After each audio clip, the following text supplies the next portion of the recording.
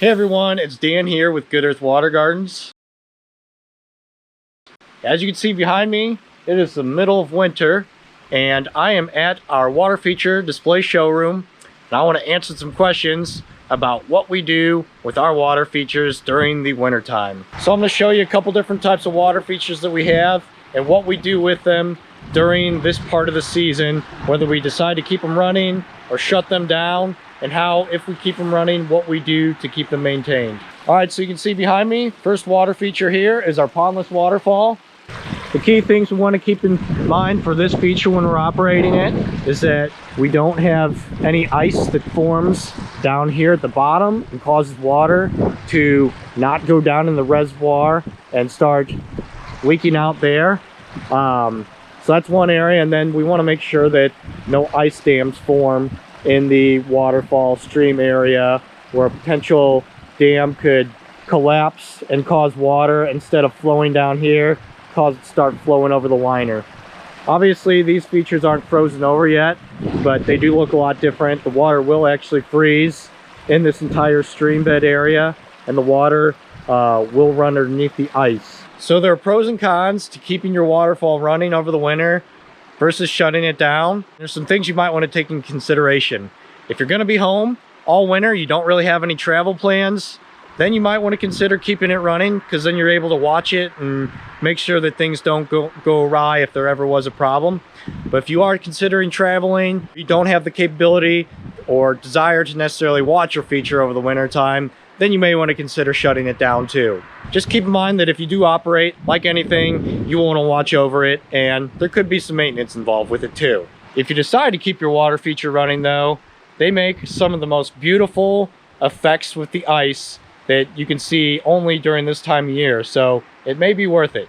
So this feature behind me is just an urn right here, or a bubbling fountain, what we call it, and because of the size of this reservoir and the height and how much we'd have to be constantly refilling the reservoir underneath, we just decided to shut that down. So basically what we do is we unplug the pump, take it out of the reservoir so it doesn't freeze, and then in the springtime we'll hook it all back up and get this running. It is possible to keep fountains like this running during the season, but you are going to have to watch them, probably fill them up a couple times, just because the ice is going to form, and that's essentially taking water out of the reservoir. So here's an example of a fountainscape feature that we have running during the wintertime here. You can see that there is some ice that is formed over the stones, but the splash factor is low because we have turned these fountains down to a minimal flow, but these will freeze completely over too.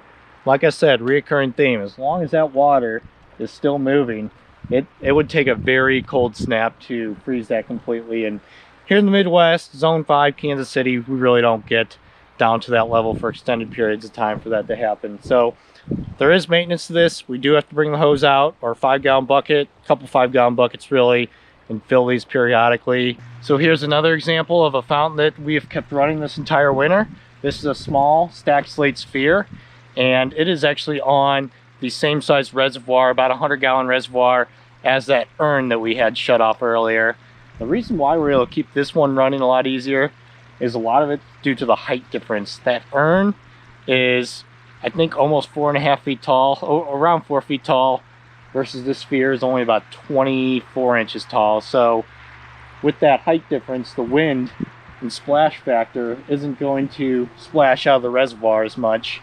And it stays more contained in this area, so it doesn't use up as much water. So I'm standing over here at our main big pond. You can see it's also running too, and because we've had some warm weather lately, it's not completely frozen over. But typically, just like the Pondless waterfall, this waterfall will keep running. There will be almost an entire sheet of ice, you know, during the really cold periods that forms over the waterfall.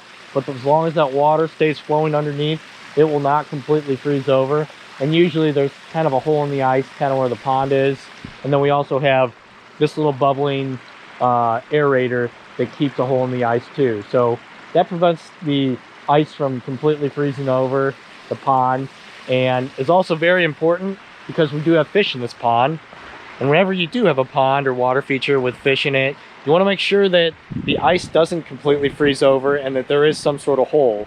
And what that does is that allows the gases that naturally are going to build up underneath the ice to exchange with the atmosphere, the oxygen here. So there's kind of an exchange with gas. If that hole in the ice isn't there, what's going to happen is that gas, the ammonia and kind of toxic gases in there, are going to build up and they're going to suffocate your fish because they're going to not be able to get that fresh oxygen from the air. So another device that we use in conjunction with our aerating bubbler is this little de-icer right here. And it basically acts as like a little, I wouldn't call it a heater, but it's a device that just keeps a hole in the ice. It just heats up the immediate area. The reason why we keep this de-icer right here is because our water gets a little shallow in this spot. We have our negative edge for the pond.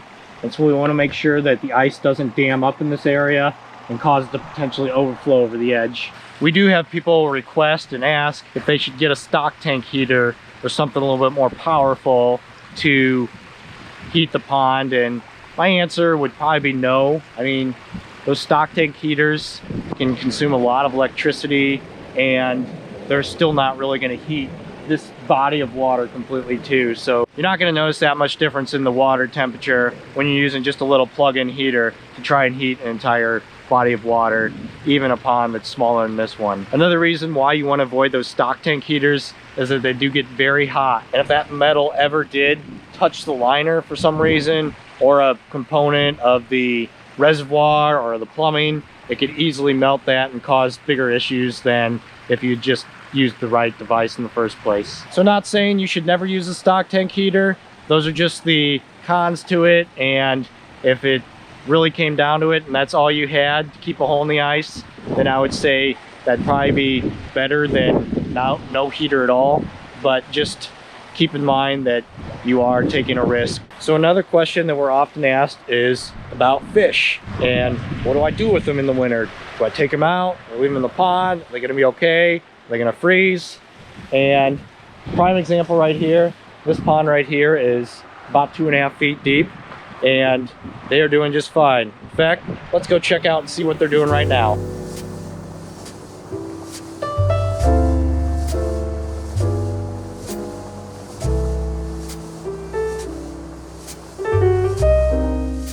Here is our smallest pond right here.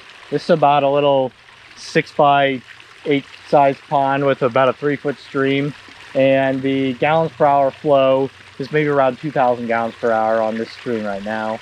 And again, this one will stay running. It will freeze up completely with the ice, and then the water does move and stay running underneath. So you don't need a giant pump necessarily to keep the water flowing, especially if you have a pond. And then in order for us to prevent the entire pond from freezing up, we do have a little floating de-icer over there on the edge of the pond, and that just keeps a nice little hole in the ice. So depth is something we also get asked about, and a lot of people believe that, oh man, gosh, I've got a pond that I'm gonna have fish in, I'm gonna have to make it really deep so they don't freeze in the winter. And believe it or not, this pond right here is only 24 inches, so about 2 feet deep. And we have smaller fish in here. There's a couple small koi and goldfish. There's nothing huge, but we've noticed and found that even during their coldest snaps, we probably get about 6 to 8 inches of frozen ice on the top of this pond, and really the rest of it doesn't even freeze at all. So that leaves a good 18 inches for these fish to still swim around. Plus they're in a very dormant, almost hibernating state. They don't really swim around a bunch or need a lot of energy to propel themselves all over the pond. They just kind of float and hang around there a little bit and just kind of relax. So there you have it. These are the things that we do around our showroom to keep our fountains, ponds, and pondless waterfalls operating during the season. Hope you found that helpful. If you like seeing content like this and it was of any value to you, we'd appreciate it if you would hit that like button, subscribe to our channel, and if for any questions or things you suggest that we could do better on our channel, please comment down below.